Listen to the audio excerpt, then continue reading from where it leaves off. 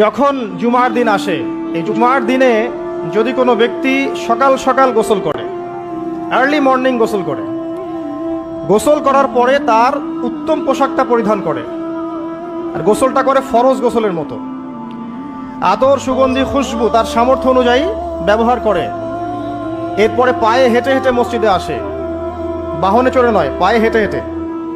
যদি আপনি অনেক দূরে থাকেন সেটা আলাদা কথা।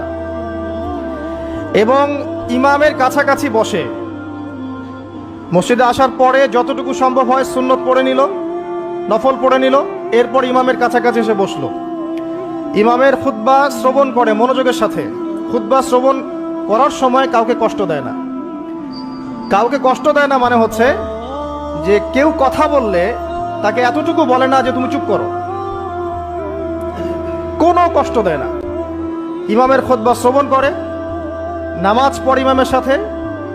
এই ব্যক্তির আমল নামায় নবী সাল্লাল্লাহু আলাইহি ওয়াসাল্লাম বলছেন যে প্রত্যেক পদক্ষেপের বিনিময়ে 1 বছরের নফল নামাজ আর 1 বছরের নফল রোজার নেকি লেখা হয়। জুমার এই সমস্ত নেকি নষ্ট হয়ে যাবে যদি আমরা এখানে আদব রক্ষা করতে না পারি।